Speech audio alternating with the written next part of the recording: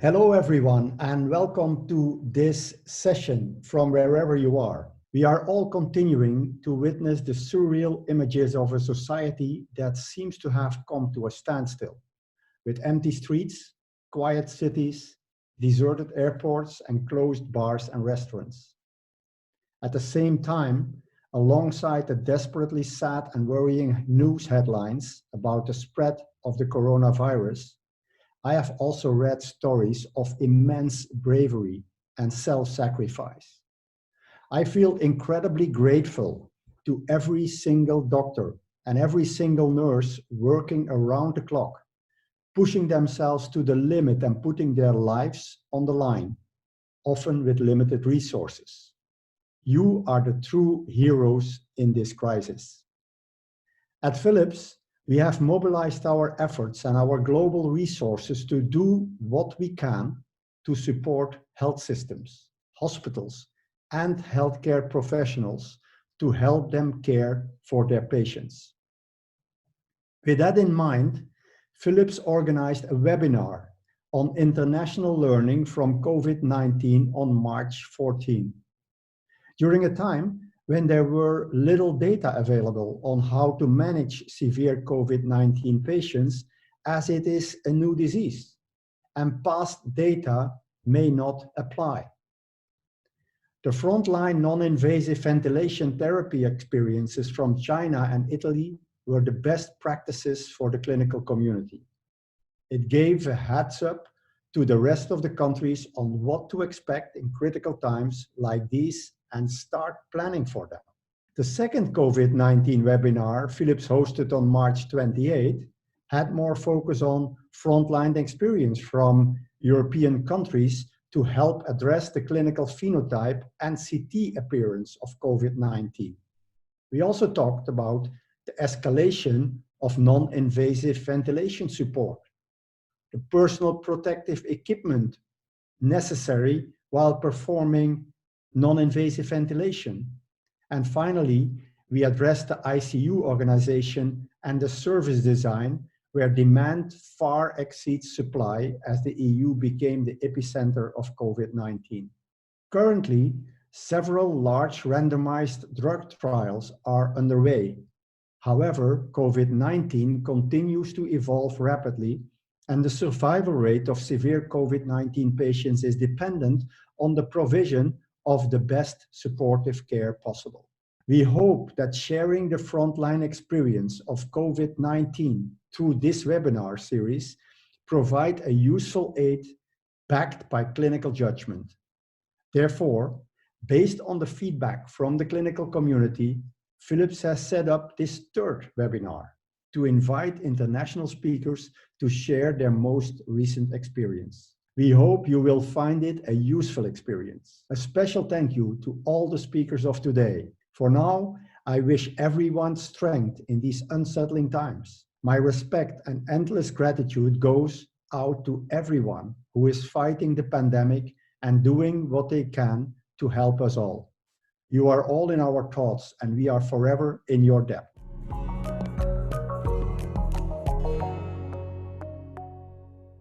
Good morning and welcome everybody to this third webinar that's facilitated by Philips, and thanks very much in particular to Fang Chen, who's done all the work behind the scenes making it happen. I guess we find ourselves in strange times in that we've been hit by a new disease and we've therefore had to base our practice on a number of different things. Firstly, theoretical considerations. Secondly, what we can extrapolate from previous experience in similar diseases, but it's become clear pretty early on that COVID-19 has similarities to other things, but also has marked differences. And then perhaps most importantly, the experience of others, and it's where these webinars have been particularly helpful. I think it's important to recognize that what's being presented is personal experience. It's a bit like a grand round, really. It's not like a peer-reviewed paper or a guideline or even a consensus statement, and that should be borne in mind. I think it's also important to realize that we've had a few false dawns along the way, that chloroquine and remdesivir were both sort of touted as things that were going to solve all the problems with the COVID-19, and both, once there's been some clinical trial data, have been shown at the very least not to be helpful and perhaps even to be harmful. And I guess the same is to a degree true for where we see ventilatory support, which is the main focus of this webinar, where opinions have perhaps changed over time as we've all gained more experience. And I must say, the one thing that I've really learned above all else is just the importance of randomized controlled trials. It's really brought it home to me how important these are. But we are where we are. We've got patients who are going to be coming in today, and we've just got to do the best that we can on the evidence that's available to us. I'd like to introduce our panel. We've got representatives from a number of different countries. So first of all, from Italy, Stefano Nava and Annalisa Carlucci. From Spain, we're hoping Miguel Ferrer is going to be able to join us. From France, Maxime Patout. From Germany, Wolfram Windisch. From the UK, Nick Hart, Anita Simonds and myself. And from the USA, Gerard Criner. Now, Jerry can't be here either, but I spoke with him earlier, and we've recorded a presentation about high flow that we'll put into the webinar a little bit later. One of the things that I thought about a bit when reflecting on where we are now is an ancient parable that comes from various ancient Asian texts, and it's about a group of blind people who find a strange animal called an elephant that's brought into their village. And the first person who touches its trunk says, "This thing is like a thick snake." The second reaches out to its ear and says, "No, no, no, it seems to be a kind of fan." One whose hand touches its leg said, "No, no, no, it's like a tree trunk." And another who has hold of its tail thinks it's a bit of rope, and so on and so forth. And the parable is all about the limits of perception and the importance of complete context. Now, in some of these versions of this, the blind men discover their disagreements, suspect the others not to be telling the truth, and come to blows. And so far, there's not been much evidence of that, and hopefully there won't be. But I think it's a lot of us have slightly different perceptions of this disease, depending on which particular bit of the elephant we've got hold of. And I just think that I've heard so many different things about what does and doesn't work that that really brought that parable home. So without further ado, I'd like to ask Annalisa to say a little bit about her experience of Cpap. So Annalisa. Thank you very much. And I would start from some clinical observation before. This is the typical arterial blood gases that we see in this patient, and what is very recurrent is the hypoxemia. And the hypoxemia is actually typically associated with 3 different clinical patterns that may be the more frequent normal respiratory rate that is lower than 24. This is very frequent. Another pattern may be an high respiratory rate, and the third may be dyspnea. In this case, that means that patient has an accompaniment between the effort required to increase alveolar ventilation. All this pattern means, and the hypoxemia means, that the patient needs to increase alveolar ventilation. And in the more frequent pattern with normal respiratory rate, this means that the patient have to increase the alveolar volume for each breath. And this is either true in a pattern with a high respiratory rate. So the first observation is that all these patients have a high transpulmonary pressure. Another critical point is that the patient, intubated patient, may have sometimes a low compliance, and that perhaps these are patients that were ventilated for much time with Cpap or non-invasive ventilation, so too prolonged treatment with non-invasive ventilation. But actually, we don't have data about this patient before intubation. Actually, we don't know how these patients were treated.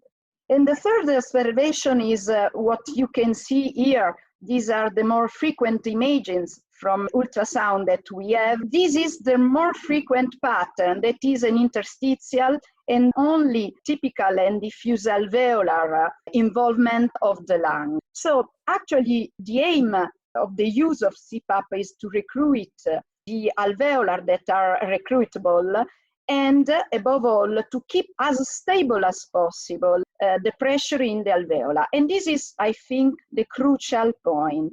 We can use for Cpap treatment the helmet or mask. In Italy, helmet is very diffuse. And actually, the advantages of helmet is the ability to use Cpap for more consecutive hours, to keep an higher PEEP and perhaps better tolerated. and to keep a more stable Cpap value. Disadvantages may be claustrophobia, noise, difficult to prone this patient, and inability to monitor tidal volume. What we have to know by using helmet is, first of all, that we need to know the FiO2 used. And this is useful because actually we drive on the PF the increase of treatment unless Cpap is a ceiling of therapy and do not intubate patient. So to know it, we can connect the helmet to a ventilator with a blender, or we can use oxygen sensor, or we can use some, what we use in Italy, calibrated mixed flows. It is an helmet with a Venturi system that is allowed with, provided with some tables who provide the FiO2 value standardized. But another important point by using helmet is to guarantee an high flow inlet. Why this is very important? It is important because we need to avoid rebreathing. Rebreathing is not only a reason for hypercapnia, but above all for an increase on respiratory work. And to do this, we need to ensure an inlet flow in the helmet that is higher than 40 liters per minute. So, as showed by a previous work, we cannot use a high CU ventilator with a double tube, even if it is better in this case because there is no droplets in the air because of the double tube. But what we need to know is that the ICU, the double tube ventilator, double limb ventilator, actually has a setting in Cpap. That means that once in the helmet we reach the Cpap that we set, the flow in the helmet may be very low, even lower than 20 liters per minute. Another important point is to guarantee such high flow inlet to keep stable pressure, because this is the most important point in the use of Cpap, to keep the alveolar pressure as stable as possible.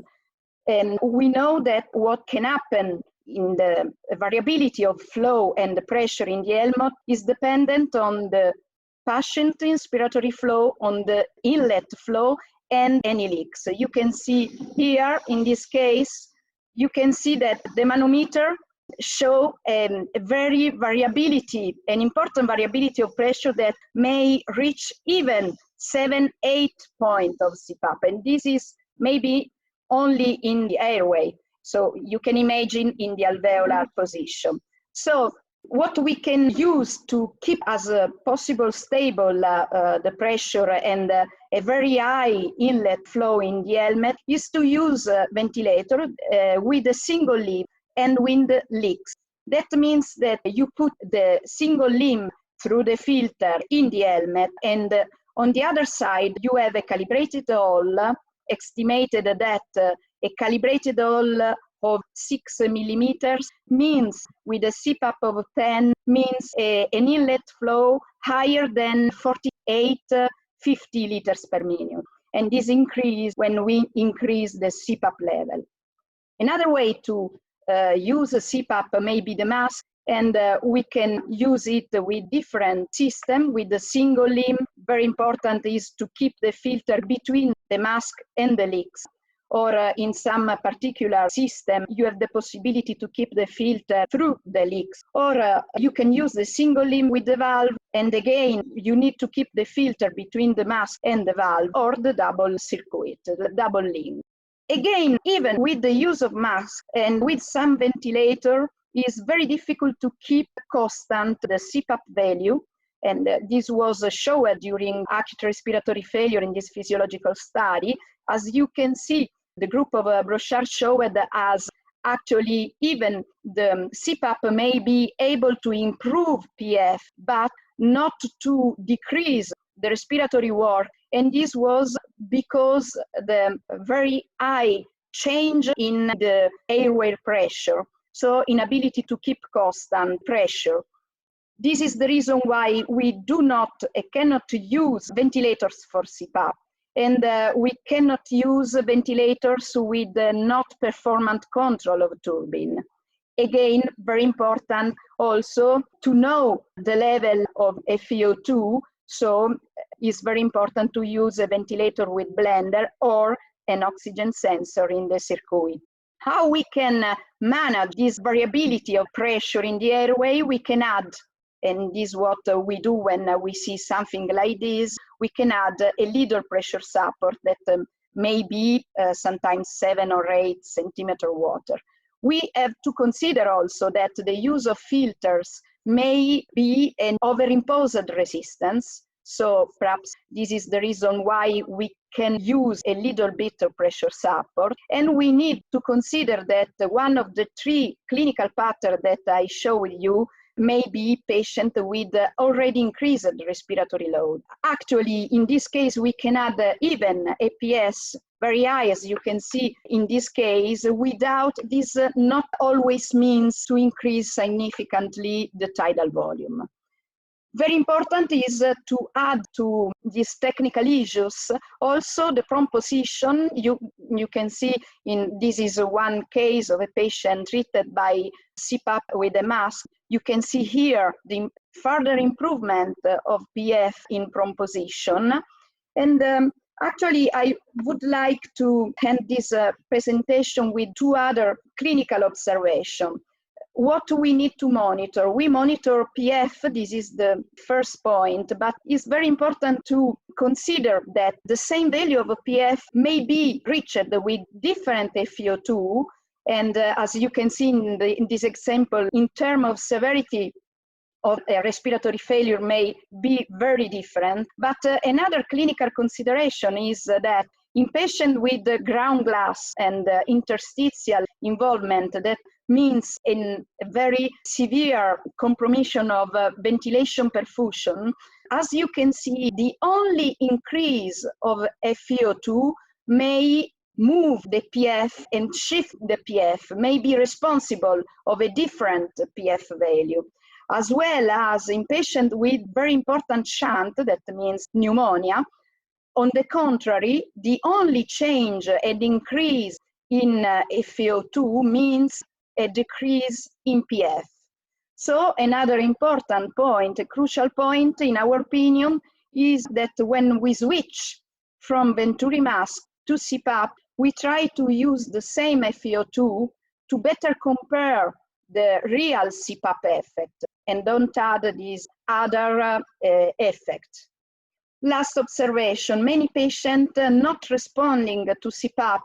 That means that the PF does not improve in the next 24, 48 hours of ventilation, who underwent a CT scan actually with angiography actually showed pulmonary arterial thrombosis. And this may be another important point and crucial point in the management of this patient. So from our experience, I can conclude that actually differently from what the literature tells us, Cpap or non-invasive ventilation is not really contraindicated in this patient, that some technical devices may be very important to improve perhaps the effectiveness on this patient. We need to exclude pulmonary embolism that is more frequently the reason of a failure of non-invasive ventilation, and perhaps the concept to prolonged non-invasive ventilation treatment may be reconsidered.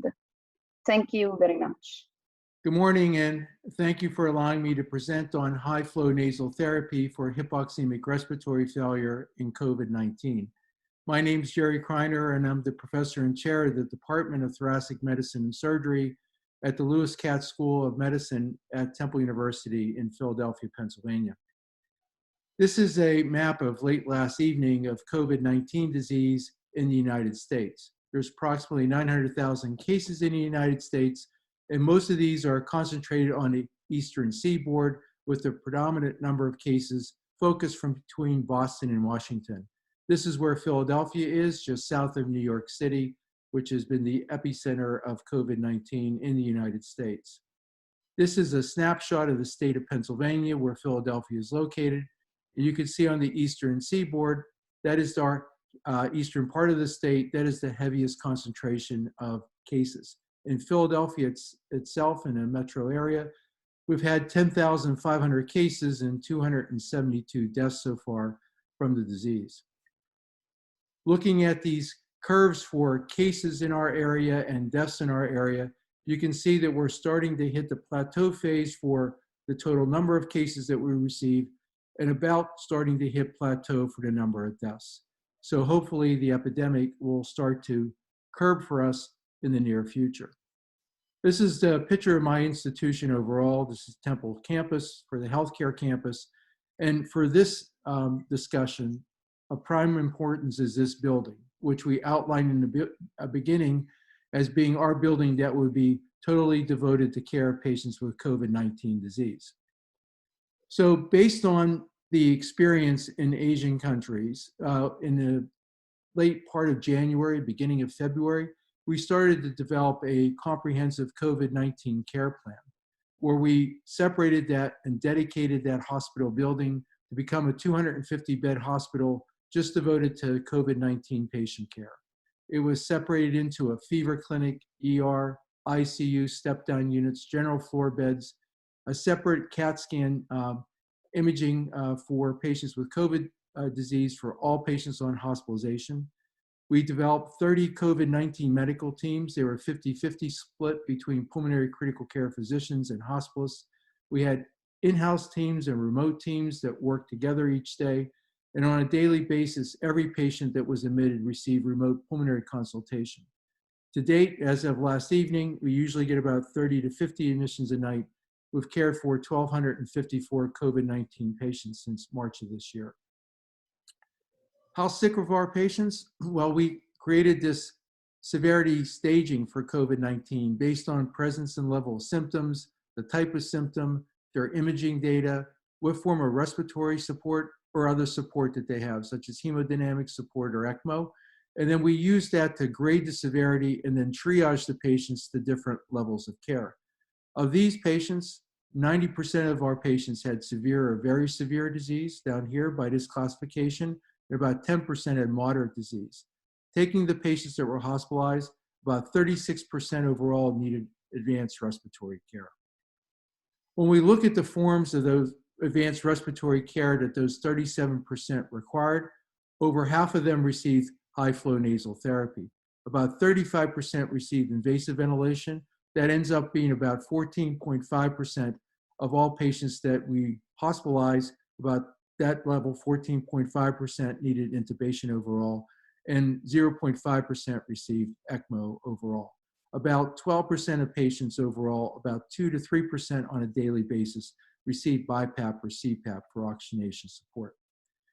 Using less invasive forms of ventilation allowed us to broaden the places and location of care where patients could receive COVID care for respiratory support at Temple. You can see that 44% were treated on the floor with hospice care. So these patients received supplemental oxygen anywhere from 2 liters up to 15 liters. With 15 liters and above, the patients received that in a pulmonary managed floor. A step-down unit area was created for high flow just for itself, and 28% of patients received advanced respiratory support in an ICU level of care. So more than half of the patients received their care who were hospitalized outside of the intensive care unit. So the question regarding high-flow nasal therapy in COVID-19 has been somewhat controversial. Despite severe hypoxemic respiratory failure as a mechanism of mortality in COVID-19, several authorities have recommended not using heated high-flow nasal therapy in patients who are suspected or have confirmed COVID-19 disease. And these recommendations not to use high flow are driven by data on dispersion and stability of COVID-19 in clinical spaces and fears that high flow rates will increase the amount of aerosolization that occurs with COVID-19 disease. However, the main therapy that we have for COVID-19, since there isn't any documented treatment therapy for that, is to improve oxygenation so that the viral replication goes down and the patient eventually improves from the disease.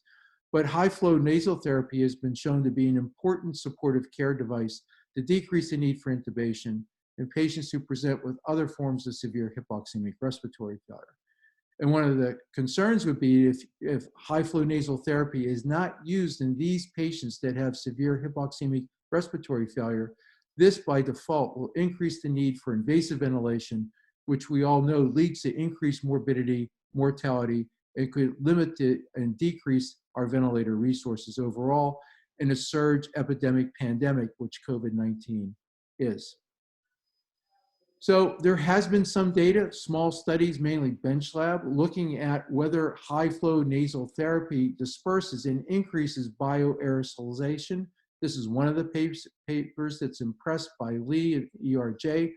And this is their data that looks at high flow nasal cannula from 10 to 60 liters on looking at the dispersion distance of exhaled smoke. And what they showed in this study, and similar to what the other reports have shown, is that there's no greater dispersion of aerosolized particles compared to a simple face mask, and less than what you see with a non-rebreather face mask, a Venturi mask at 40%, or a Venturi mask at 35% supplemental oxygen at flow rates at 6 to 10 liters overall. So this somewhat stems the fear that the use of high flow at up to 30 to 60 liters overall will increase airborne particles. And in most patients that we treat with high flow nasal therapy in patients with COVID-19, they're receiving flow rates of starting about 35 liters and usually 40 to 60 liters overall. So higher flow rates with this disease.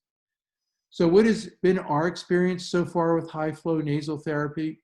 Well, we reviewed the first 228 patients who were COVID positive by using nasopharyngeal swab or by using the CAT scan that had characteristic findings of COVID disease on imaging. 75% of these patients, or 172 patients, had hypoxemic respiratory failure requiring some form of oxygen support. And of these patients, about 28% or 65 patients were treated with high flow nasal therapy. In the baseline, we used pulse oximetry and FiO2 on all patients because of trying to limit invasive procedures with COVID-19 to spare staff, were low at about 126, which correlates with a PF ratio of about 100 overall. And how did we apply this therapy? Well, high flow nasal therapy was started at 35 liters per minute with temperature of 34 to 37 degrees, with the FiO2 of the air gas blend adjusted to maintain saturations of about 94%. We used up to 60 liters of high flow. If they were higher than that, the patient still wasn't oxygenated, patients were electively intubated. Further adjustments were made based on patients' tolerance and goals of oxygenation, and data on the initial oxygen support was collected with using the flow rates in liters per minute and the fractional concentration of inspired oxygen. This is our patient demographics. Our patients overall in the 65 were treated, like I said before, 1,254, and about 250 plus patients have received high flow nasal therapy, but this is a cut of the first initial data of 65. But I don't know of anything that would say that the rest are different. The mean age was 60 overall. They were about equal in terms of gender, about 50% female and male. Our patients overall tend to be overweight. This is kind of, unfortunately, the mean BMI in the Philadelphia region is about 33 overall.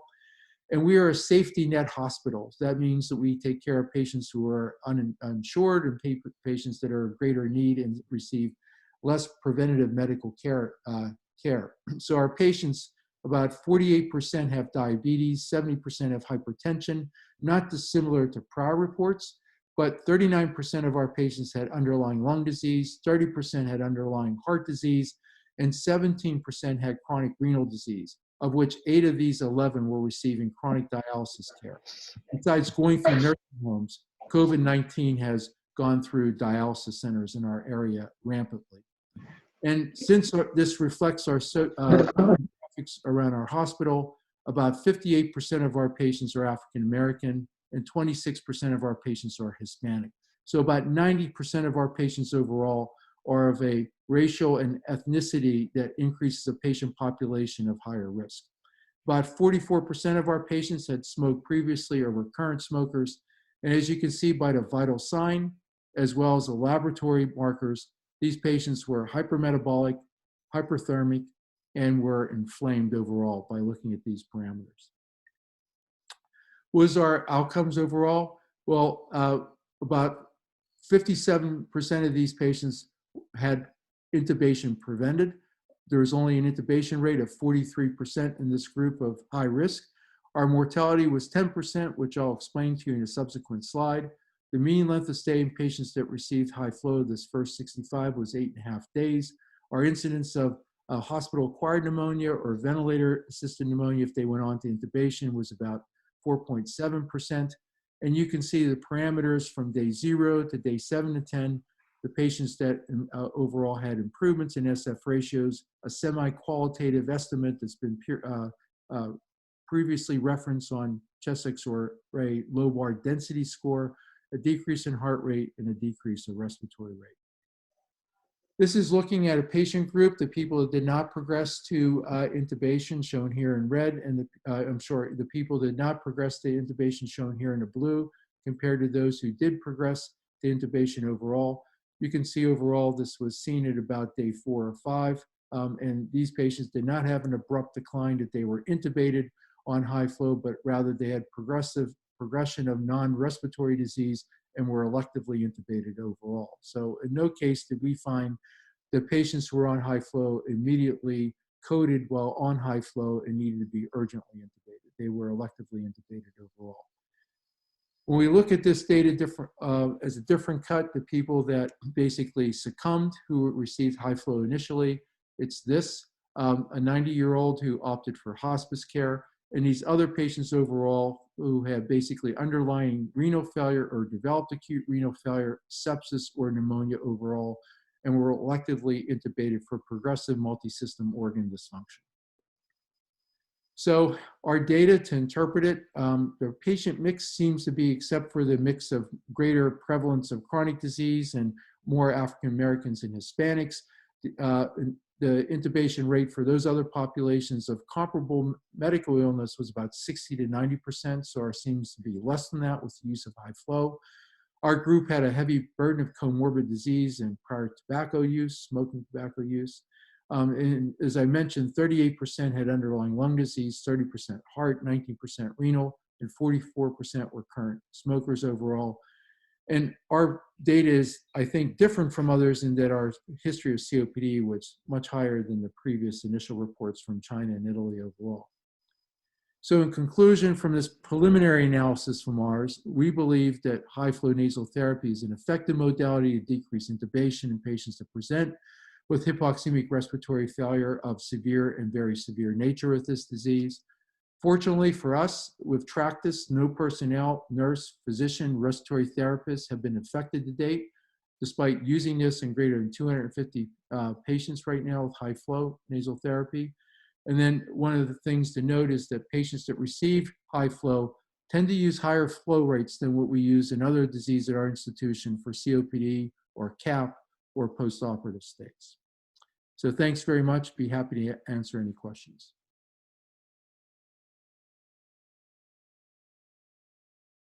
We did. We basically, in a number of patients, we used high flow with self-proning. We did that for a couple reasons. One is for the distribution of the disease, as you know, and secondly, our average BMI is 33. So we tried to alleviate, them laying on their back. So they either laid on a side or they laid prone. And we were fairly successful in being able to do that in even awake patients. That's correct. We use CPAP as kind of our second tier therapy, unless patients were on already home CPAP or BiPAP, which and that probably was the greatest percentage of patients that we used it in. Well, everybody was on oxygen, but the high flow, our percentage rates ran from 16% up to 24%. And I forgot to put the picture in of the jerry-rigged high flows that we had. We had 3 to 4 different versions, but in the beginning of this, we had about 120 units that we could use to deliver high flow, but we really never used at the one hospital any more than 45 high flow units on any particular day for COVID patients. No, we were good from that mark. N95 or a KN95 mask, and everybody wore a face shield. Some wore headdress, some did not, and everybody had a gown and gloves. We segregated our patients that were COVID-19 documented positive versus those who were not. And we created, in the step-down areas, we created high flow units that were in negative pressure areas, or they were placed in areas that we had scavenger units in to decrease the dispersion rate. In the nurses and therapists who worked there all day, their PPE was worn throughout their entire shift. And the physicians that didn't stay that whole day, they would come in and wear their PPE for those patients, and then they would leave. And if they went to other units, they used the same PPE and changed gloves or mask if they were soiled to go to other patients that were similarly COVID-19 positive. Multi-patient bays, in some cases, other patients, 2 to 3 patients in a room. Geographically placed in certain units were made. So there would be like a large room that we could fit 3 to 4 patients in. That was negative pressure, and we had several of them to use. Then in other areas, they were heavily cordoned off with large, heavy plastic tarps. The number of people that need chronic ventilation for us is extremely small. I think so far we've had 3 patients out of 1,200 something. So that's low. Oxygen use, low levels, 1 to 2 liters. I won't send anybody home till they get down to that level. We've had that in probably maybe 2 dozen patients overall. It's rare. We watch them very carefully. Most of those patients were on some chronic oxygen before they came in. Right. In our post-discharge clinic for COVID, we just started that this week, and most of the patients were doing okay, but small numbers so far. Jerry, thank you. That was great. Thanks, Mark. I think now what we'll do is, Nick, would you like to move on and tell us your views about invasive ventilation, and then we'll open all of this up for discussion. Yeah, sure, Mark. I think both Annalisa and Jerry's talks really lead on very nicely to the approach we've taken at Guy's and St Thomas's. And really this goes back to the first webinar that we did, where we listened to Stefano and the approach that they'd taken in Italy at that stage and the difficulties and complexities that have arisen. And I just want to go through this because I think it's really important to understand our rationale to what we did.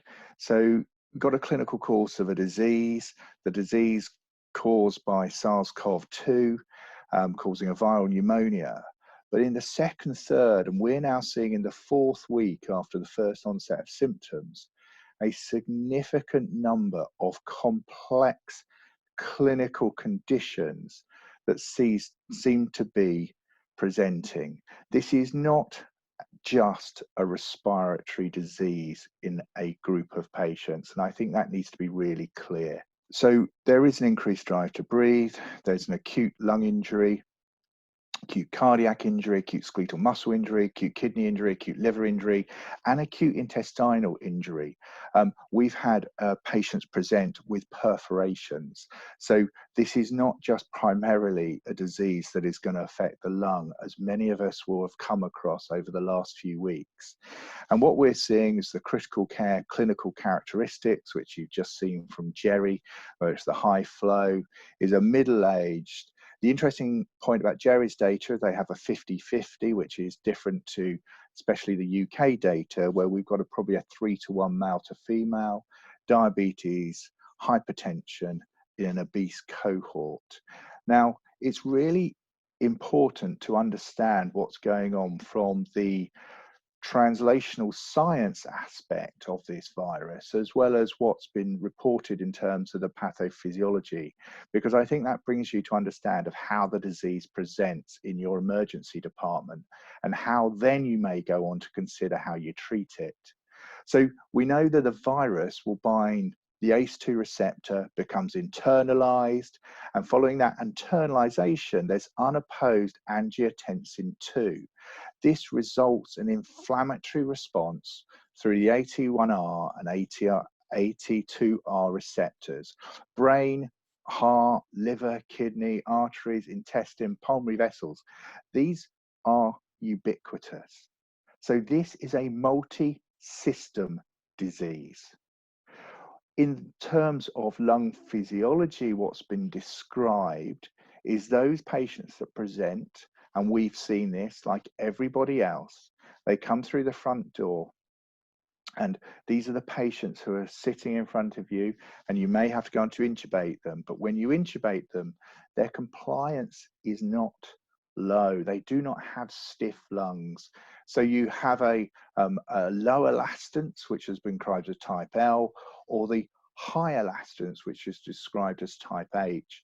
And with those high compliant folks, they have a low VQ because there is a pulmonary vascular issue with this condition. And the high elastance group with a high right to left shunt. So these are the guys that would be more recruitable with PEEP.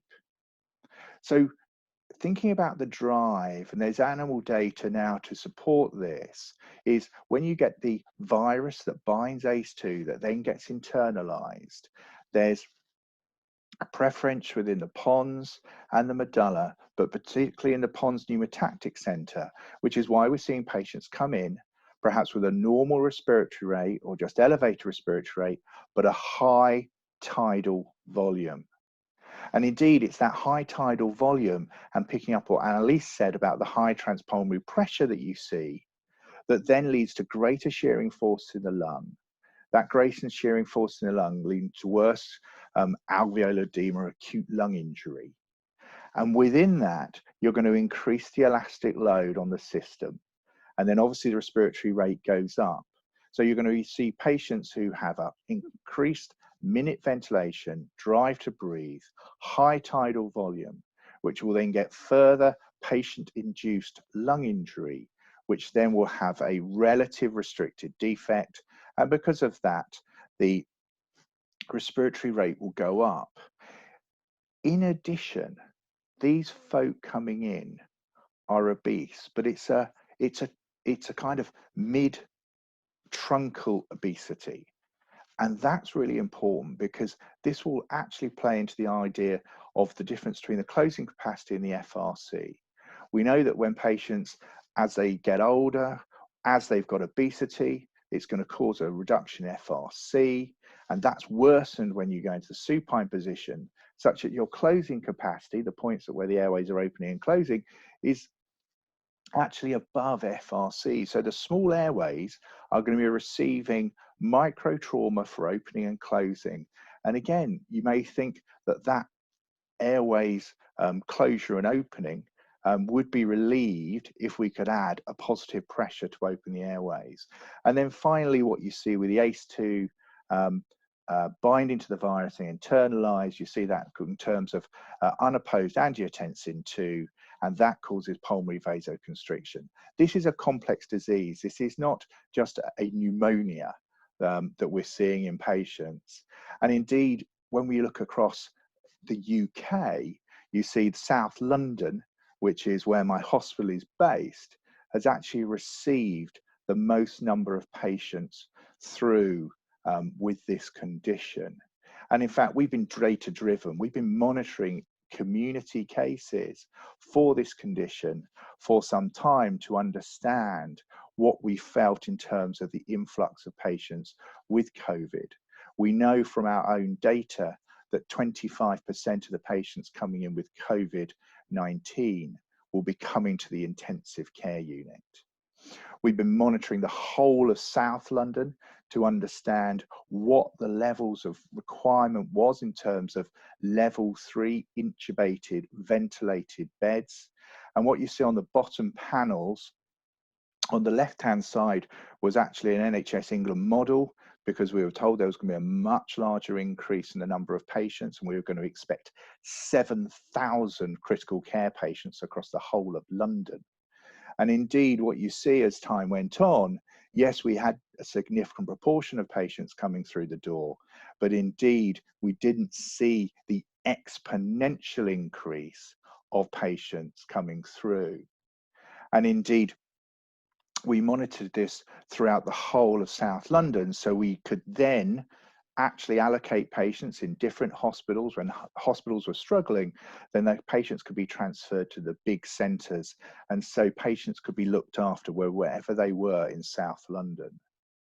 Now, the reason we took an early intubation approach, and I'll actually say it's not necessarily an early intubation approach, is we had the chief executive of the NHFs and the chief operating officer who asked us on March the 9th to provide 300 ICU beds to support London's response to COVID-19. That combined with a multi-system inflammatory disease, that combined with the then reports of the efficacy about respiratory supports that we'd received from Italy and China, made us think that we wouldn't be going for non-invasive respiratory supports. Also, we only had an oxygen utilization capacity at that time of 3,500 litres per minute. If we'd gone to Cpap or high flow, we would have seriously struggled and provided an oxygen debt to the hospital. So we took a clinical approach of oxygen monitoring and positioning. And like Jerry said, we weren't so concerned about using non-invasive devices in terms of the infection risk. Talking about the oxygen demand, we now have a dashboard of oxygen demand, and in fact our VIE means that we have up to 10,000 litres per minute, but that's something that's been brought in over the last 4 weeks by our engineering teams. So we've now got protocols in terms of positioning of patients. Going back to the idea of the pathophysiology of this condition, may have a pulmonary vascular component or a parenchymal component. What we found is in particular patients, we found that proning can be helpful. And this is a self-ventilating patients receiving oxygen therapy. We have a clear guidance in terms of patients when they will be intubated. And indeed, we have a mobile emergency rapid intubation team. And picking up again on Jerry's point, these aren't rapid deteriorations in general. These are slow progressions of patients with deteriorating respiratory function. So our outcome to date has been that we have had a peak of 130 invasively mechanically ventilated patients, which is significantly above our winter surge capacity. As of yesterday, we had 42 patients who had a tracheostomy, and we had 32 patients requiring renal replacement therapy, and about 5% of patients had a tracheostomy and renal replacement therapy. And based on the data we have so far, we think of the patients we've currently got in, the 101 inpatients in the ICU, then 25% will require complex respiratory support, 25% will require complex renal rehabilitation support, and 50% are going to require general rehabilitation. And obviously, Anita will go on to talk about the recovery and rehabilitation process that these patients will need. Now, I'm just going to take you through the outcome data because I think it's really important to share this. And in terms of what we do, and we actually get a daily update on our outcome data. So I've compared this to the ICNARC national data and also the historical viral pneumonia data that is held by ICNARC. So when we first started, we received our first patient on the 3rd of March. Then we had an outcome survival of 73%. Over time, we've seen that survival change with a 68% by the middle of April. And looking at the survival yesterday, we have a survival of 66%, again compared to the national average of 49%, and the historical pneumonia survival of 68%. Now that's based on the fact that we've now treated through the intensive care unit. And I will say the majority, as in virtually all patients coming through, have received invasive ventilation. And it's 192 patients with 126 survivors. Using data, we've been able to understand where those patients are. And indeed, like others, we've increased our intensive care footprint in order to manage such patients. But we've taken a view now, we're going to continue that critical care footprint. So we are not actually at significant capacity or reaching significant capacity issues. So we took an approach of early intubation based on what we thought of the underlying condition, what we had in terms of oxygen capacity, and the fact we were asked to provide a significant number of critical care beds by the National Health Service. Huge numbers of people to thank for the operational delivery of this over the last 6 weeks. But it's been truly a monumental task in terms of delivery of high quality patient care. And the next challenge will be obviously looking after those patients still in our ICU and ensuring they have recovery and rehabilitation so we can get them back into the community. Thank you. Thanks very much, Nick. Right, what I'd like to do now is to open things up to discussion. And Nick, just before we do that, just to clarify your algorithm, still, you don't include non-invasive ventilation in any way? No high flow, no Cpap, no high level? I didn't see it, but it was a little bit small. It's very, very small amounts. I can pull up the data. It's less. It's between 1% and 2% of our overall treatment strategy. Okay. Thank you. Right. What I'd like to do is perhaps, Stefano, you and Annalisa have been in this the longest of all of us, and perhaps have seen this playing out. And I'd be very grateful for your comments. And then Spain are not far behind. Miguel, if you could sort of give your views about where you think we are and where you think we should be going based on the three presentations that we've heard. So, in general, in Spain, the evolution of the pandemic is not the same between regions. Probably the most affected areas are those most populated, such as the community of Madrid and Catalonia. But we are clearly in a down step of the new cases. In the last 2 weeks, 2 weeks and a half, we have had really great decrease in the number of admissions, number of ICU patients. And so it seems that with the current measures, the pandemic is now being under control, but with some without some reservations in such a way that we are still confined at home with a minimal activity for people. What is going to occur in the following weeks, we don't know, so we will have to continue with the surveillance. As regards the three presentations, it has been very interesting, and I share a lot of this experience, but with some additions. This is the great or the particularly good clinical response of these patients who failed high flow nasal cannula to non-invasive ventilation. This is something we had not seen previously in patients with hypoxemic respiratory failure. I don't know if you have the same experience than us, but in general, in these patients who cannot be controlled with standard oxygen, we use high flow nasal cannula as the first choice. But what we have observed is a difficulty to achieve a good oxygenation, and we often need a very high levels of FiO2, often with higher 60, 70%. And in those patients who cannot tolerate this, then the efficacy of non-invasive ventilation is particularly good. I remember maybe only one intubation up of maybe 12, 15 patients treated with non-invasive ventilation. It is something we had never seen in hypoxemic patients. This is my personal experience. And the second, but it is a question rather than an observation, is how do patients tolerate the prone wake position? I have no personal experience, but I have some comments of my colleagues that the tolerance is not very good in these patients. What have you seen during these patients?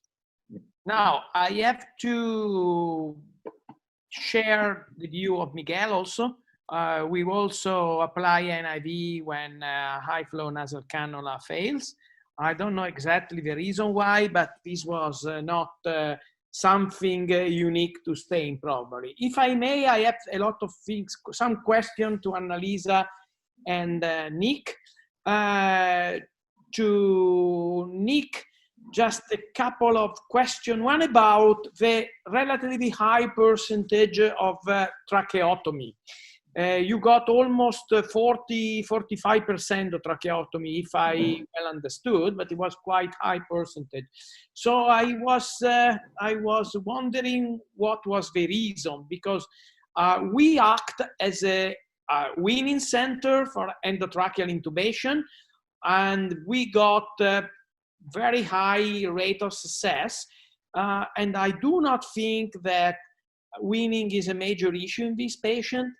You do not have to concentrate too much on the classical weaning parameters. You need to forget, at least in our view, about rapid shallow breathing and so forth. As long as the patient is achieving a good oxygenation and has a good strength to cough, I think that weaning is relatively easy. So my question to you later is, why you have so high percentage? Maybe because you want to free the number of ICU beds and discharge tracheotomy patient in lower intensity unit? I don't know. Then I am totally in line with your mortality rate in intubated patient. This is exactly what we observed. But 2 days ago, a New York City paper came out in JAMA, and I was, if I may say, astonished to see that they have 88% of mortality in those patients intubated. So this is obviously shocking me, because this is not what we observe, and I was, maybe Michael want to say something. Please go ahead. Yes, I look at this paper. This is really a biased mortality. If you look at the dates, this paper was published on the 20th of April, and the recruitment of patients finished by the 4th or 5th of April. It means that the paper needs some days to be written, some days to be accepted. And then what I think occurred is patients who were still in the ICU, mortality was not reported.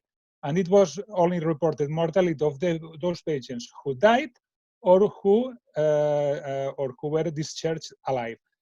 With my experience of such a long ICU stay, I think that only a minimal proportion of patients discharged from the ICU were alive.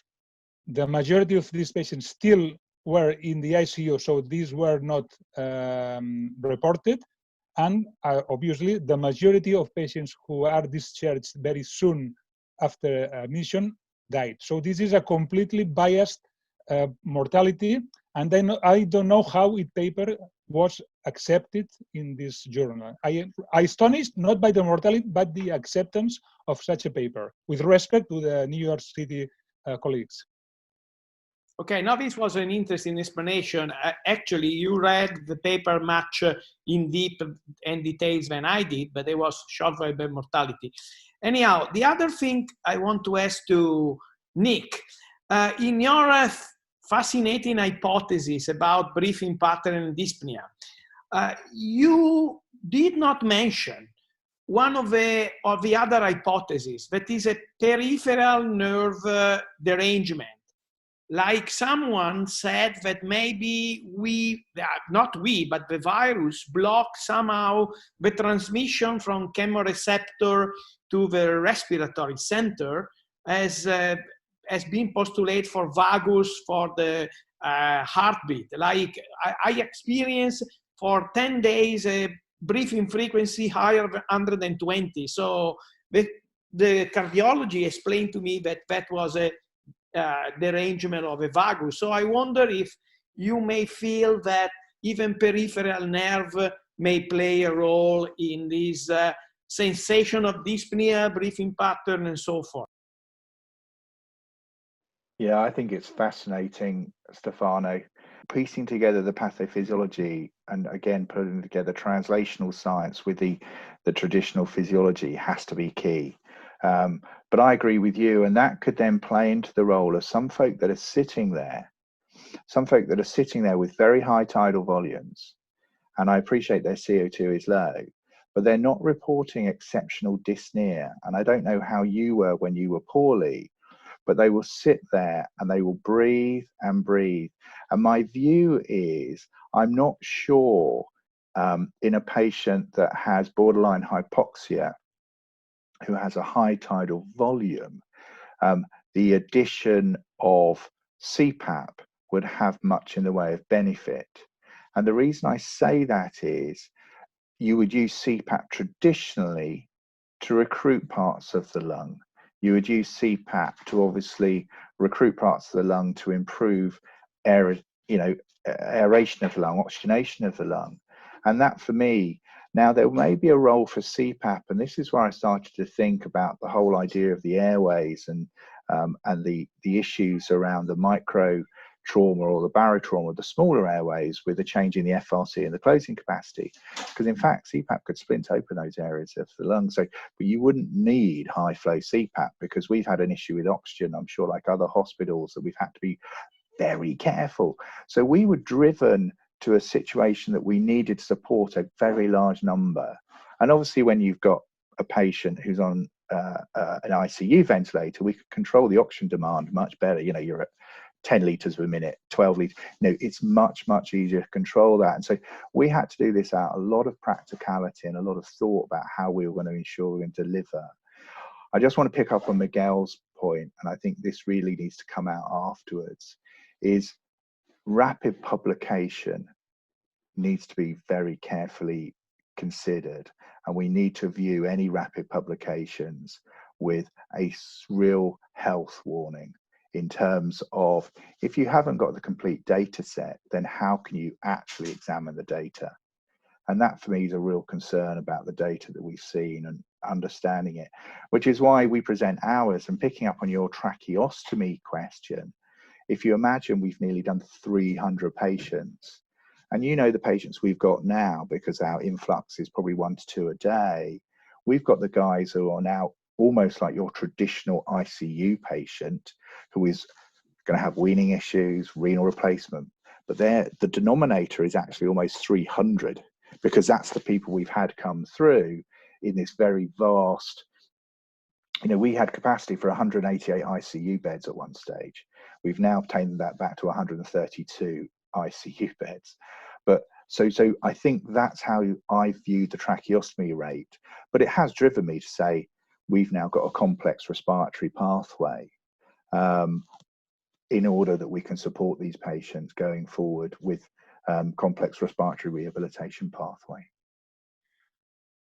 I guess one of the issues that we've got here, again, going really back to the previous webinars, is that this disease may have a number of different manifestations. And again, Annalisa in her presentation brought this out based around the respiratory rate. And it may be that we need to, as with many other things in medicine, tailor our intervention much more to what we think the underlying pathophysiology is, because it's not the same in every patient.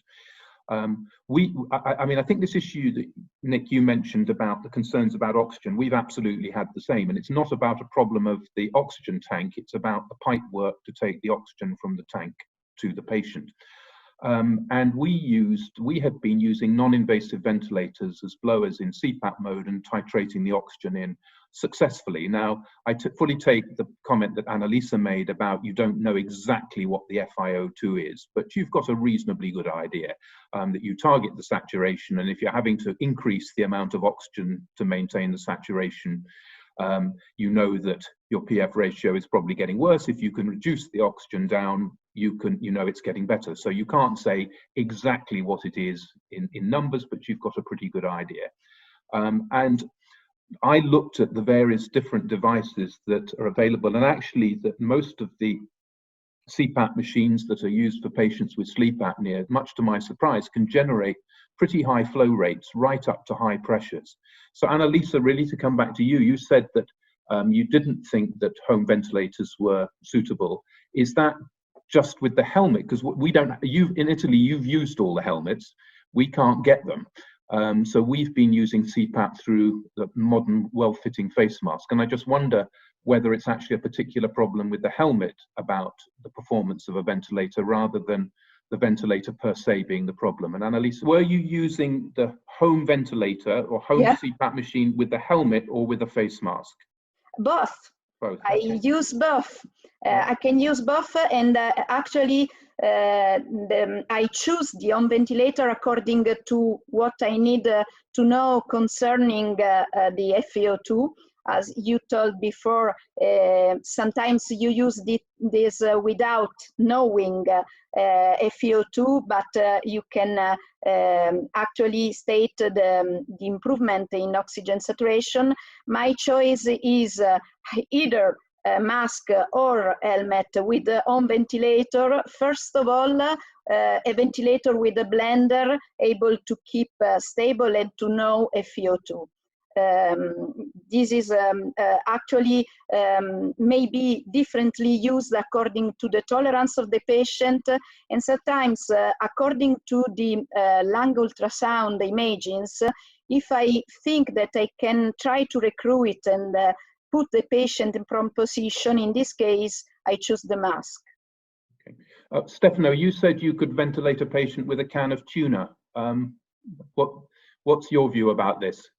Because this is quite an important issue for particularly some of the emerging countries who don't have the same resource and where there are issues about using other sorts of ventilators. You have to point out something about Cpap with the helmet.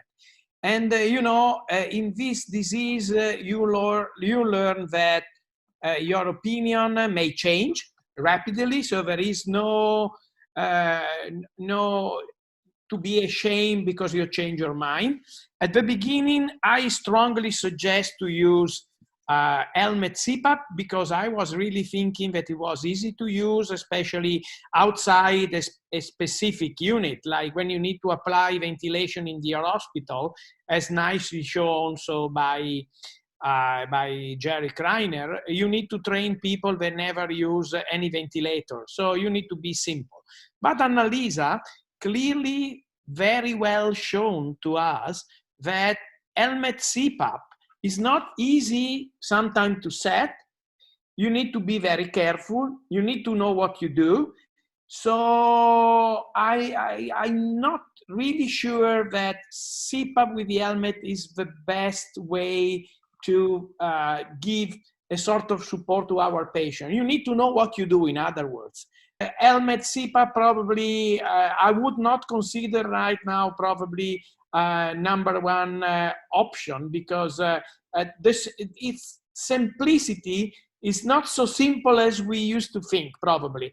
On a large case, obviously, not only concerning pulmonologists or intensivists. If you need to apply outside a protected environment, you need to be careful. So what do people generally think about using non-invasive ventilators in this situation? That I'm getting rather mixed messages. It depends where do you mean? I mean, in the States, are very conservative. I got a webinar, ERS, ATS, and people in the ATS keep telling us, well, this is against what the society said. Well, this is against. Yes, but there are two things here. First of all, NIV is working. Even if you run out of the negative pressure rooms, you can still safely apply NIV opening the window. This has been recommended also by the WHO organization. So I don't see a major problem about safety of the staff. None of our colleagues got infected, and now none of our nurses got infected, and we got like 60% of our patients on NIV. So I think sometimes, though, we underestimate the role of oxygen itself. Sometimes you need a little bit of time, but Annalisa nicely showed that if you have a certain phenotype, and you go up with oxygen FiO2, then you can easily also manage some of the patients that at the beginning we were thinking to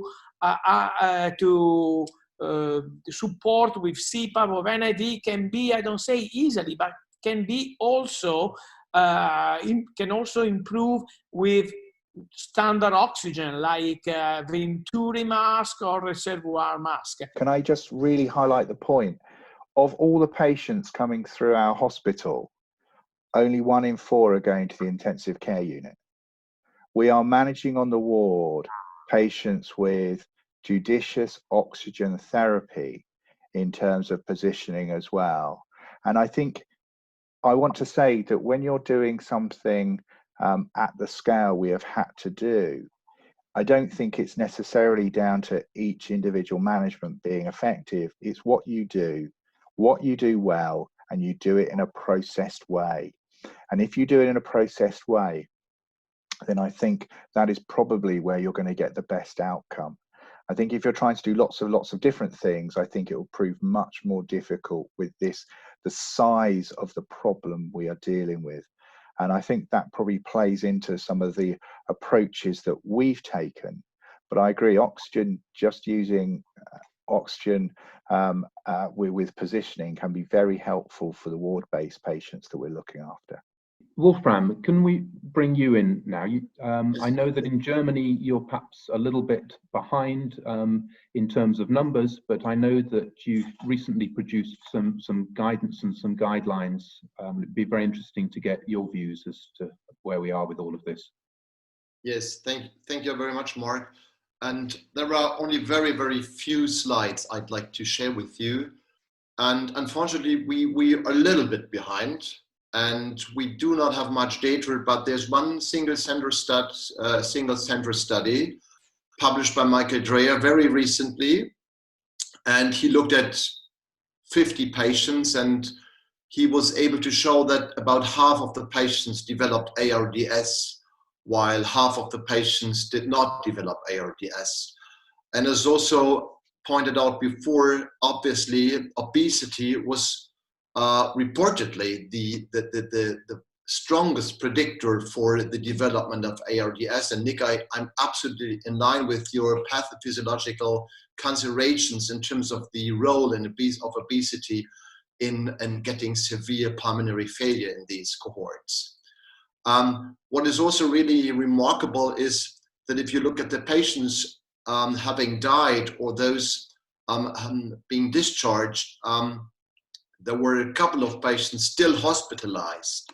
So our experience in ICU treated patients is that once you get intubated, it takes 2 to 3 weeks, sometimes even longer, until the final decision is felt in terms of getting discharged or dying in the hospital. And this is obviously completely different from what has been reported from China or other countries. And this is actually what is very recently updated today in the morning at 9:15 a.m. And this is so-called a national ICU registry driven by our national societies in collaboration with the Robert Koch Institute.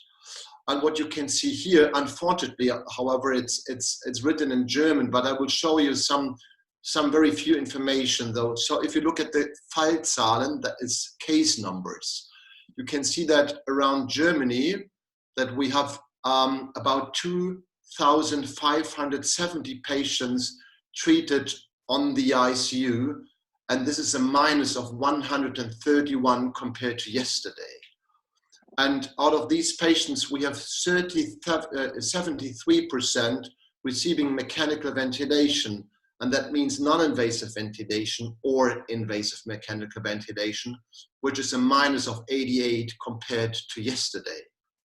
So overall, we had treated 8,000 patients, 8,165 on ICUs, and about 30% of these patients had died. So we have a mortality rate of 30% around Germany, and nearly all ICUs are included in this registry, at least all the hospitals being prepared for the treatment of COVID-19 patients.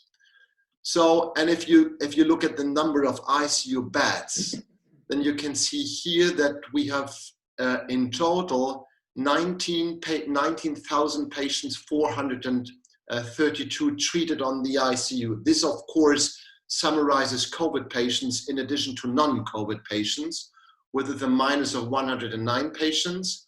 And we have a capacity of further 12,922 beds. So we have a quite huge capacity for all the patients to get treated on the ICU. What is really remarkable, and I was also wondering, Nick, for example, how many patients are treated by Acma in your cohort?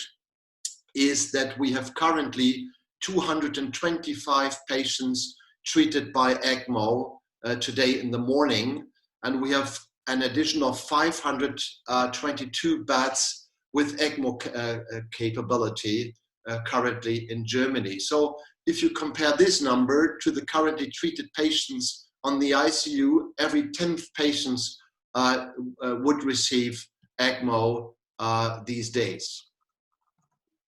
And yes, as Mark has already pointed out before, we had this discussion on early intubation. And the question, Nick, however, again, is what early intubation actually means. So early intubation in Germany, as driven by some pneumologists, means actually if patient is intubated at all, this is too early. So we have some crazy guys, and Nick, this is not for the protocol, of course. We have some persons in Germany saying that no patients actually should undergo intubation. And that was the reason for our societies to also come out with these recommendations. This is a so-called position paper. And of course, just because of the fact that we do have ICU space and ICU capacities, we would recommend all the patients with respiratory failure, that is those patients treated with high flow or a non-invasive ventilation, also treated on ICUs in order to get prepared for early intubation. So in a patient, let's say with respiratory failure, we would start with oxygen first. And of course, we do also believe in high flow, even though I cannot present any data, not randomized control trials, Mark, and also no personal data. But my personal clinical experiences that the vast majority would do very, very fine with high flow oxygen. However, what is really important is close monitoring. And once respiratory improvement cannot be achieved, we would go for non-invasive ventilation. And if you would choose Cpap or non-invasive ventilation, that decision would actually be primarily driven by your experience, because that is a recommendation which should be valid for all hospitals treating these patients. And again, if there is a rapid deterioration, which means klinische Verschlechterung, so clinical deterioration, then we would also go for intubation. I wouldn't call that early intubation, but I would call that a safe intubation, because these patients are at best treated on the ICU. And of course, we would be well prepared to also intubate these patients and also to expand the treatment in terms of putting these patients also in ECMO if this is really required. Yes, I think these are my slides. Yes, thank you. Okay, thank you. Nick, do you want to just comment on that? Yeah, I can say, talk to the ECMO. We currently have 20 ECMO beds for the 132 ICU beds we currently have. And currently today we have 17 ECMO patients. The outcome from COVID-19 ECMO patients has been 7 out of 10 survivorship. There has been a change in the national guidance on patients who would benefit from ECMO. And so that has required a very thoughtful approach, but has resulted in an increased number of beds. But patients who have established multi-organ failure are now not candidates for ECMO because of the outcome early on in this disease, which was very, very significant. It's interesting, the data that we first obviously looked at with the Italian cohort, that there was very few patients which were going on to ECMO. The UK experience, I think, is, looking at your data there, Wolfram, is very much more along with that type of experience. We've got a number of patients that we've put under ECMO in order to control their respiratory failure. Can I go back and say another point, and this is to pick up on Mark's point, and that I think this is not necessarily the same disease. Yes, ACE2 is ubiquitous, and so there's going to be change, there's going to be similarities, but there are definitely patients who arrive with a multi-organ inflammatory disorder and are really very, very sick. So we're seeing that. And so I think there will come out that the types of patients you've got, the types of number of patients you've got is going to determine the process you're using in terms of supporting the patients in the critical care. Thank you. I think in the interests of time, we should probably move on and start talking a little bit about what happens afterwards. So Anita? Yeah, so hopefully you can see, I'll try and pick up some points that others have made along the way, especially about tracheostomies and the underlying muscle weakness. Just as you heard from Nick's presentation, we hit peak surge in the first 2 weeks of April. I mean, it was an enormous advantage to have learnt from Stefano and colleagues and Chinese colleagues, and we were very fortunate in that respect. And you can see we're tailing off now. And to your point, Wolfram, about intensive care capacities, one of the real difficulties we have in Great Britain is our provision of critical care beds, and you can see Germany well at the top there with, I think it's 27 per 100,000. Yeah. Italy somewhere in the middle with 12.5, and UK down at half of that, really 6.6 critical care beds per 100,000 of the population. And so the real issues we had were, as Nick said, to increase intensive care capacity, and every intensive care unit was asked to at least triple its ventilated beds. We had to reduce ICU admissions, and that meant to a very great extent, since everyone on ITU was being invasively ventilated, the predominant work with, and it was Cpap as well as standard oxygen therapy and a small amount of high flow nasal oxygen. This was done on respiratory wards, and very sterling work was done by respiratory colleagues, cohorting patients, particularly receiving Cpap, and being quite effective in that, and therefore reducing the need for escalation of patients, and also treating a substantial number of patients with Cpap who had a ceiling of non-invasive ventilatory care. They had other underlying conditions, and some of those patients progressed well, although some others actually generated some interesting palliative care situations. But nonetheless, there was a very significant benefit from reducing those admissions.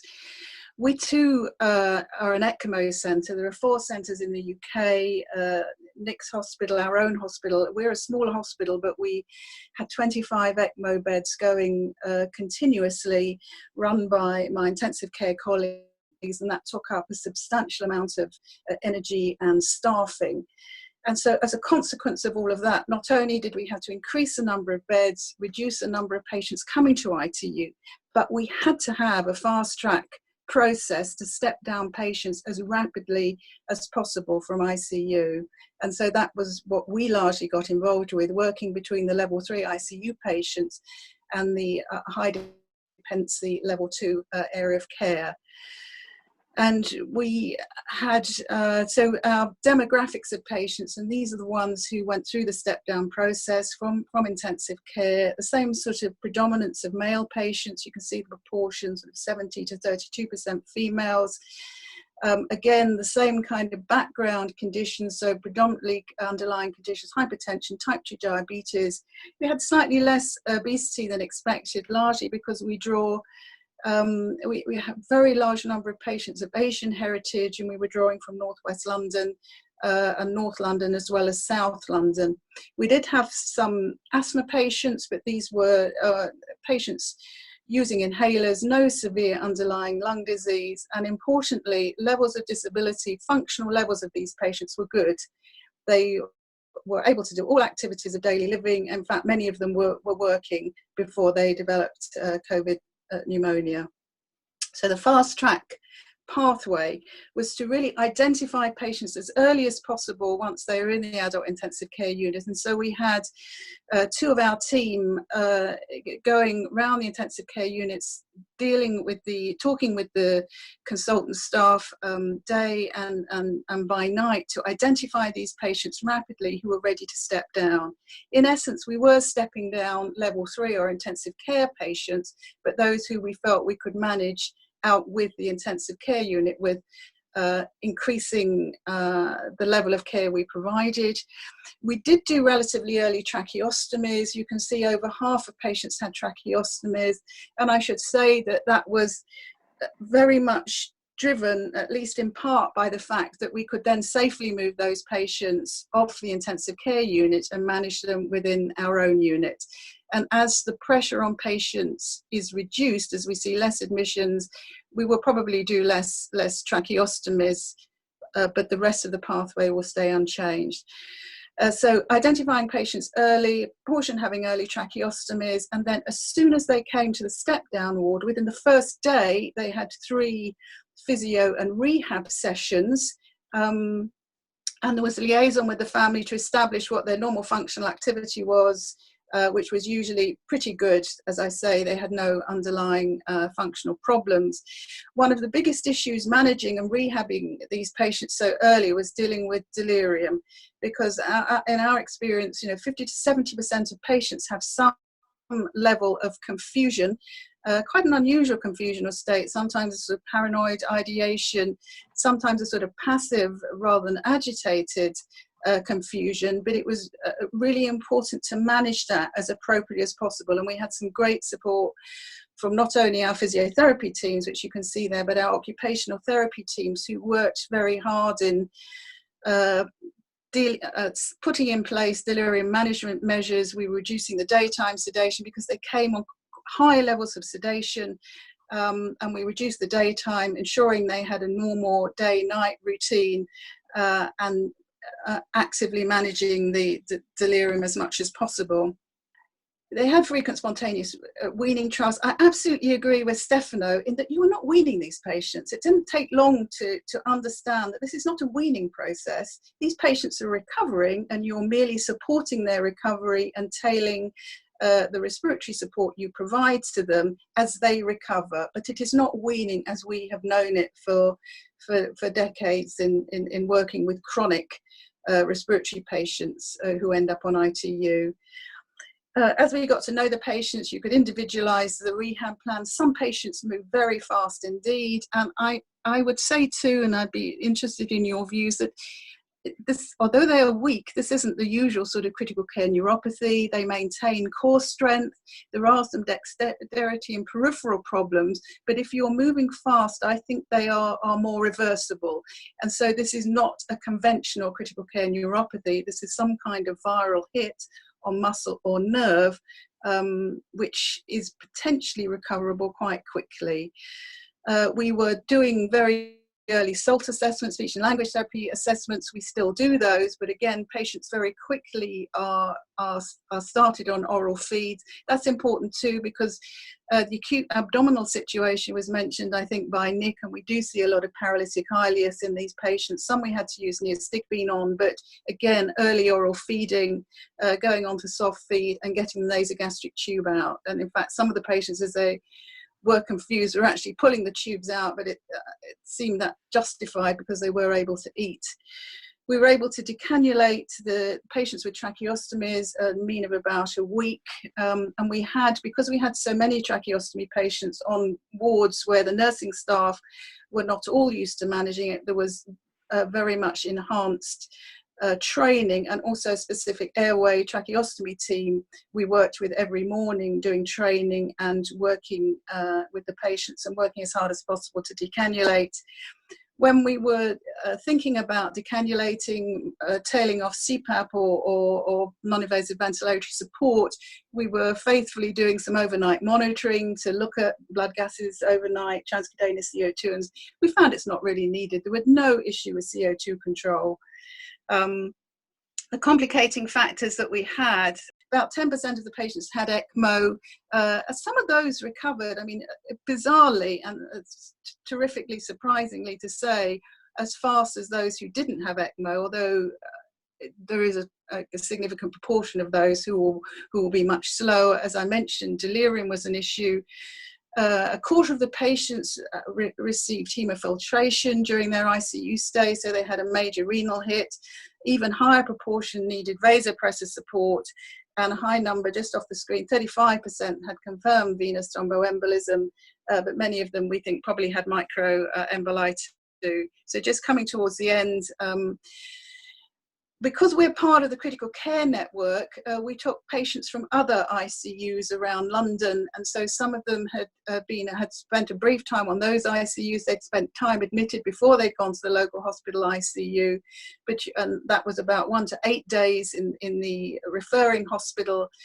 But you can see the median duration of the ICU admission was about 19 days, but there had been previous hospitalization before that, about 15 days requiring invasive ventilation.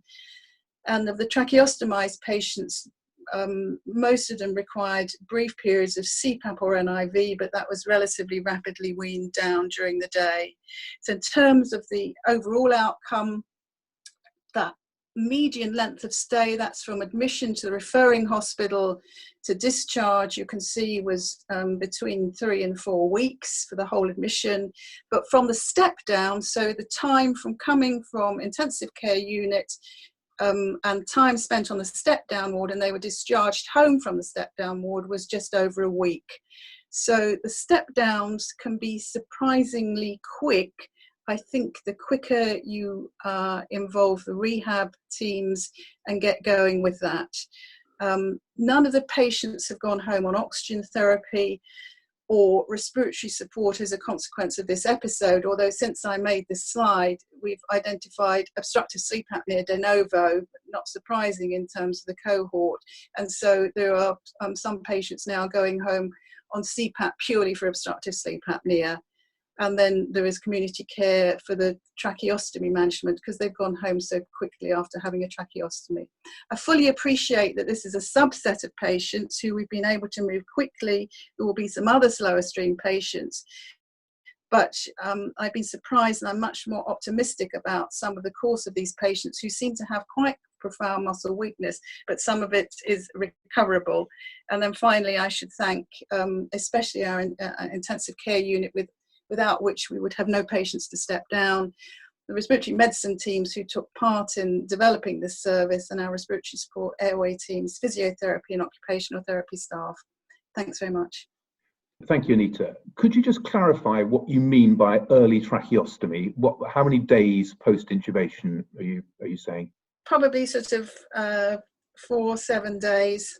So not first 2 days. Okay, and then what sort of ventilator would you have them on at that stage? So we've used a variety, but high-end ventilators like a Trilogy. Okay. Any other comments from others? I think, Anita, that summarizes it well. These are a different cohort that we're learning about, really learning about everything from the start to the beginning. And I'm just so pleased you said about the Cpap. And in fact, what we're trying to do is trawl the data now to find out how many of our folk coming through actually had OSA as diagnosis and were not, or using Cpap, or didn't have as a diagnosis. Because going back to Wolfram, we discussed the physiology. I have a feeling that I wonder what contribution OSA plays to the acute lung injury hit of this patient-induced lung injury. Because if you have an upper airways obstruction, yes, you'll be isovolemic, but the pressure, the transpulmonary pressure you're going to generate during the obstruction is going to cause lower airway damage as well. So it'd be interesting to see what comes out of looking at obstructive sleep apnea and its potentially its contribution to the disease process overall, to worsen the disease process. I think that's obviously very interesting. I guess I wouldn't be overly surprised that one was identifying 2 or 3 patients with previously undiagnosed sleep apnea.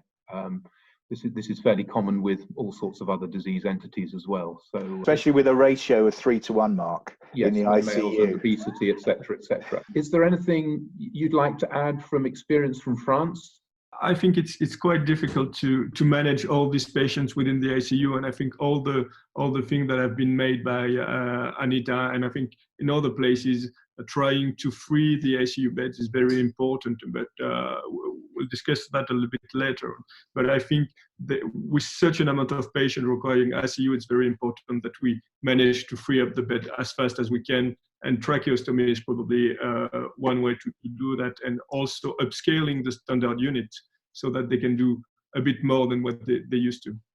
Okay, well that maybe very nicely leads us on to you, telling us about what you've been doing in France in response to this.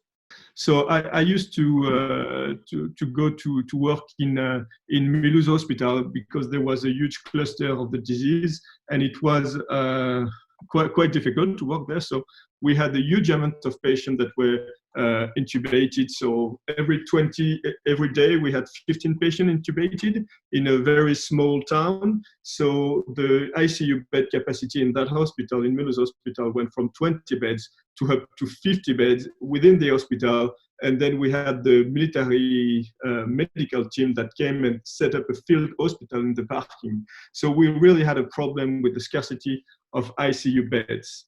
And another problem that we had is the fact that, as everywhere in the world, we had some people saying that we lacked of ventilators, of ICU ventilators. So in England, you had Dyson that offered to build some ventilators, which I think is a bit, it's a bit worrying to see that people think that it's so easy to build ventilators, but so they offered. I don't know if you have received them in the UK, but I'd rather have a proper ventilator for myself. And one of the options would probably be to use home equipment. So I think we have seen with the pandemic that we need to have intermediate care units or step-down units. And I think we can identify 3 categories of patients that can benefit from that. I think patients for which ICU has been withheld, and people that above 80 years old that may not be admitted in ICU or receive invasive mechanical ventilation. So that's one group of the patients. Patients that are at risk of acute respiratory failure, but that are not at the stage that they require invasive ventilation. They may go with high flow, for example. And finally, just like Anita Simonds says, a step-down unit, and for example, for tracheostomy patients, so that they can free up ICU beds. But to develop these intermediate care units, we lack of equipment, as I said. So the view that we take was to use home ventilators.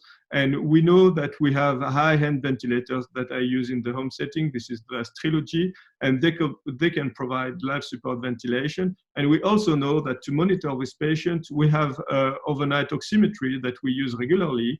And these devices provide the saturation and the frequency, the cardiac frequency. So that means that we have all the equipment that is usually used in the ICU, except from the respiratory rate and for the blood pressure. So what we wanted to do with that intermediate care unit, we had to face to overcome some challenges. The first one, to have a real-time communication of the data from the ventilator, to build a monitoring platform, and also to train staff, which is probably the most important from my hand. To do so, we were lucky enough to have the support of Philips, which developed a small driver for the Trilogy.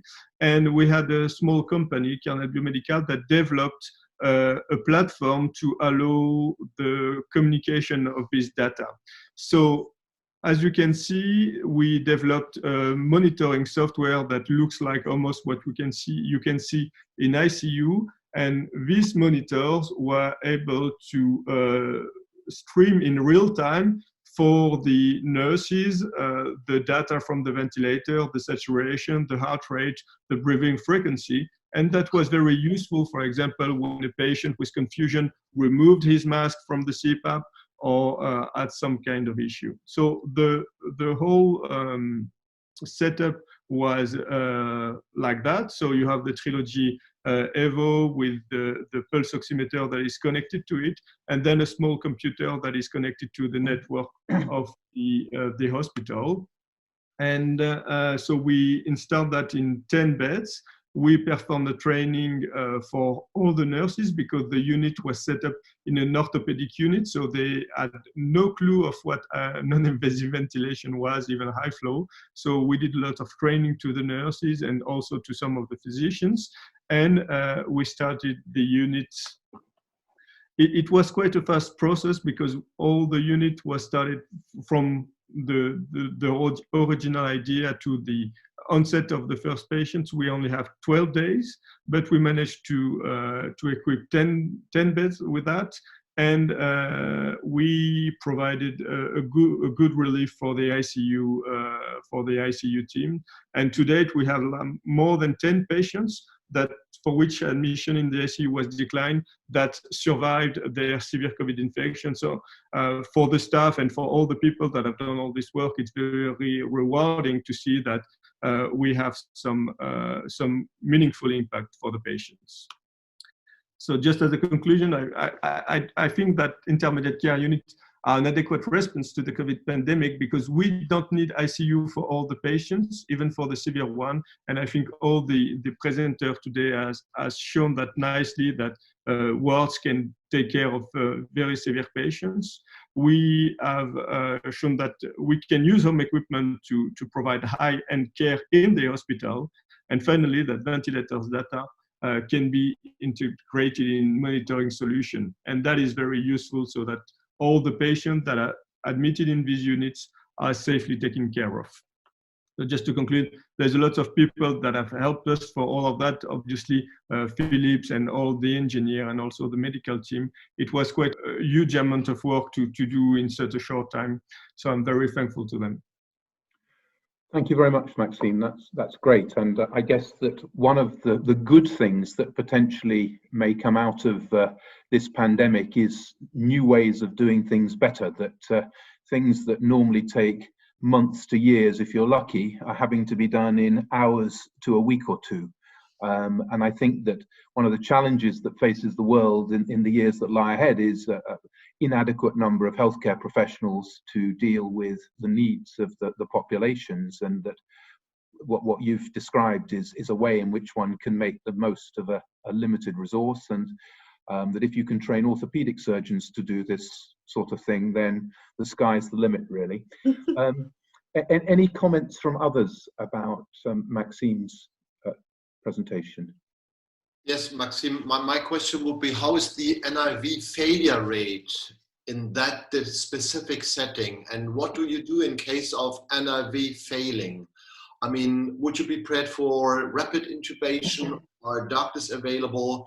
Is the ICU far away from the intermediate care? Do you have to transfer patients from one to the other hospital? So all these scenarios had also been extensively discussed within our society. And because we do have these ICU capacities, we had decided to primarily push the patient into the ICU floors. But I mean, of course, your country is different. And I was just wondering, how do you deal with these NIV failure patients? And we all know that this can rapidly occur clinically, right? No, it's a very good point. Thanks for asking. So to be fair, the second patient that we admitted in the unit was then rapidly transferred to the ICU, but it was planned. So we had a crash chariot. So with all the equipment, we have procedure that has been rated with the ICU, and the intermediate care ICU was on the upper floor than the ICU. So it was in the same building. So we did that very safely, and obviously with the great teamwork with the ICU guys, and all the patients that were admitted in our ICU intermediate care unit were discussed with the ICU guys. And so for those who we knew that they wouldn't be admitted in the ICU, then NIV failure was more then managed as a palliative care management. And for those who were not withdrawn from ICU, then we had a dedicated protocol. But I agree with you, it was very important that we had the procedure before. Okay. Can I add to that as well? These, and I know it's been mentioned, these aren't rapidly deteriorating patients. Yes. They don't fall off their perch like some of our patients really quickly, and there's a rapid intubation, which is all a running around. This is all, I won't say semi-elective, but it seems to be much more controlled in the approach we're taking, because the patients aren't deteriorating very, very rapidly. You know, I think because of the nature of the fact where our surgery shut down, there's more people around to actually monitor patients, and so we're identifying patients who have a deterioration.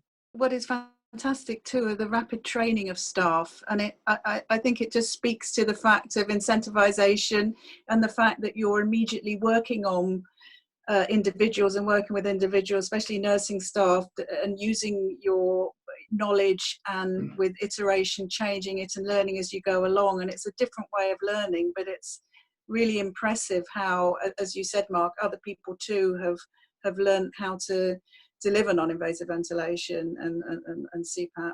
Interesting comment from one of my colleagues who had to go and support the urologists on their ward. A, they told him they didn't need him.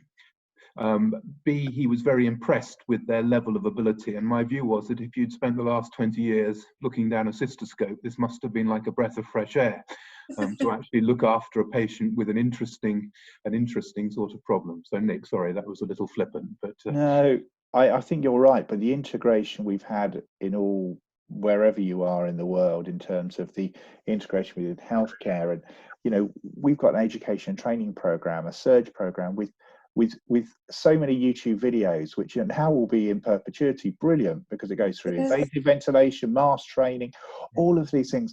Our vascular surgeons are putting in our lines for us, in a brilliant way. Our ENT surgeons doing the percutaneous tracheostomies because they've got the time, because they want to get in and help. So the integration across so many different healthcare professionals and multidisciplinary teams has been exceptional. Right, what I want to do is just to draw things to a close. What I'm going to do is that most of you have contributed to this Twitter-based survey that we did. The reason that we put it together was just to try and get a sort of broader view of individual opinions, because basically what's happened in these webinars is that by and large people have shared their personal experience. And it's not rocket science, and there are lots of limitations to it, but even so, I think there are some quite interesting lessons that we can learn that indeed actually bear out quite a lot of what's been said today. About 267 responses, variety of different countries. The biggest contributor was the UK with 107, followed by Germany 49, Italy 25, USA 23, and then loads of other countries contributing. Most people working across intensive care, high dependency care, respiratory wards, and a wide range of the numbers of patients that they'd looked after. And I just should say that this was very specifically targeted on Cpap and high flow nasal oxygen. The first question was about the use of Cpap to prevent intubation. And again, you can see in the top panel here that a wide range of different responses, but the largest single group being, their perception was of it being successful in between 34 and 67%. And I think one of the key things that came out of this that really just goes with what Nick just said was that these patients deteriorate relatively gradually over a period of time. And I think this was a really crucial learning point for me, because from the first couple of webinars, I'd certainly got the impression that if Cpap was going to work, you got to know this pretty early on, and that things were having to be done fairly quickly, whereas certainly here it seems to be spread out over a longer period of time. And when patients are intubated following Cpap, I think one of the concerns was that you might have done more damage because of delaying intubation. But again, people's perception is that a significant number of these patients are surviving and being discharged from hospital. But to go back to the elephant, I would just stress that everybody's perception will be based on a relatively small number of individual cases, I think. What about Cpap as ceiling of care? Anita mentioned this. And again, a picture that this is not completely hopeless, that there are people for whom they're not going to be intubated or ventilated for a variety of different reasons. But again, quite reasonable results here, with over 50% of patients potentially leaving hospital. And that when it is being discontinued, again, just bearing out what we just saw previously in patients who've been switched back to oxygen over a variety of different time periods, but again, not just in those early first few hours. It's pretty clear that if you can't tolerate it, that the outcomes are much worse, which is not surprising. But again, perhaps suggesting that it's doing something of benefit. Humidification, this has been quite an issue. It's basically, generally speaking, not recommended because of risk of developing droplets and worsening infection risk. but actually quite a number of people, 30, using water humidification. Certainly, some of our nurses had raised concerns about some patients getting very severe drying of their mucous membranes as a result of not using humidification. And again, a spectrum, but with 90 respondents reporting moderate or severe drying of mucous membranes. So a disadvantage of not using humidification. Perhaps those seeing less of it using more heat and moisture exchangers, don't know. What about nasal high flow? A clear message here is that the majority of people are, for obvious reasons, using humidification with nasal high flow, and them seeing less problems with drying of mucous membranes. In terms of comparing Cpap and nasal high flow, again, broadly similar pictures in terms of improving oxygenation and in reducing the sensation of breathlessness. Perhaps one important difference, though, is that patients seem to be tolerating nasal high flow better, in that this question was patients requiring encouragement to continue with Cpap, rather more needing encouragement than those with nasal high flow. And when asked to compare nasal high flow with Cpap for those that had used both, broadly equivalent experience in terms of effectiveness, but quite a strong preference for nasal high flow in terms of comfort for the patients. I suspect raises many more questions than it answers, but perhaps it also bears out much of the difference of approach that all of us have taken in the discussion this morning.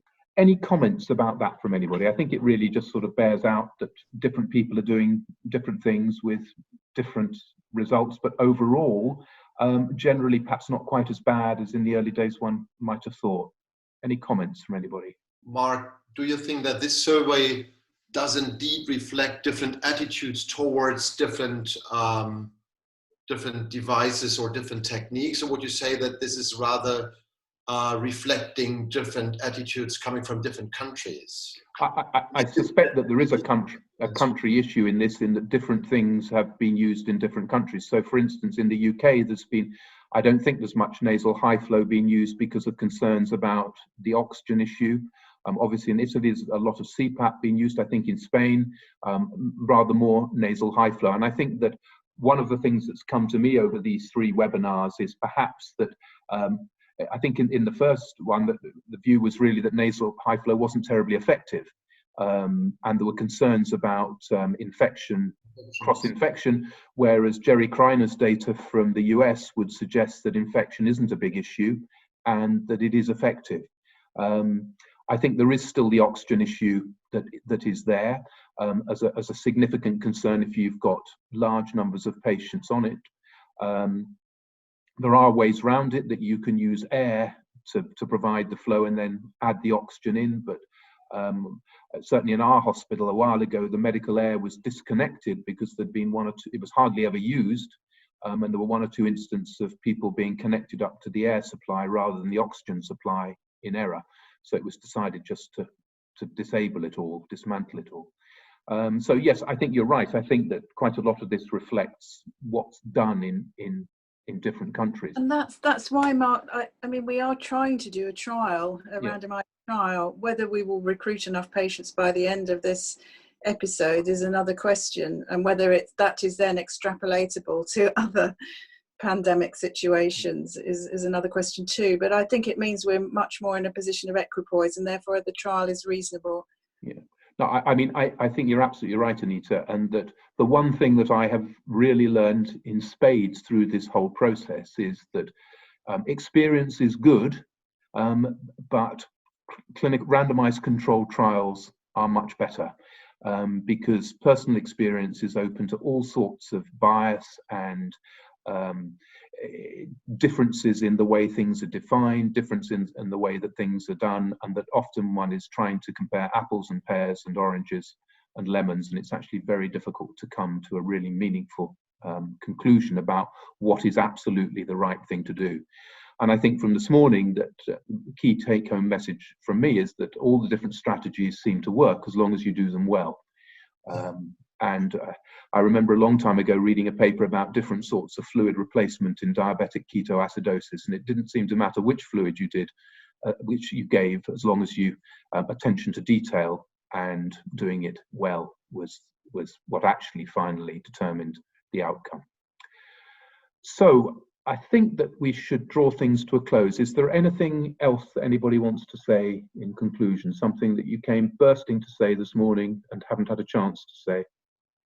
Yeah, Mark, in the absence of evidence, we must try and understand the disease so we can then understand which treatments are going to be effective.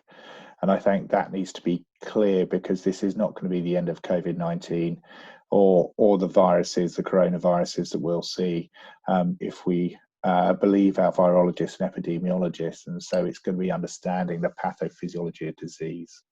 No, I mean, I absolutely agree with you, but I think that even if we understand it, we may not necessarily come to the right conclusions. In that, for instance, a certain politician put a huge amount of hope that chloroquine was going to solve all of the problems because of a theoretical rationale as to why it should be beneficial, and a randomized controlled trial didn't bear that out. So it's absolutely understanding the science. I think that as with many diseases, the absolute key thing we've got to do is to understand the heterogeneity of it and not make blanket decisions that cross everything. And I think a lot of our trials are bedeviled by this. I mean, I think things in COPD, for instance, COPD is a much more heterogeneous disease. And just to lump everybody together with regard to ventilation and say it's COPD, again, it doesn't always quite work out. But yes, you're absolutely right that we've got to learn as much as we can, but we've absolutely got to try and do clinical trials. Congratulations to the Chinese who've managed to do randomized controlled trials, and certainly in the UK, there are groups that are trying to do randomized controlled trials.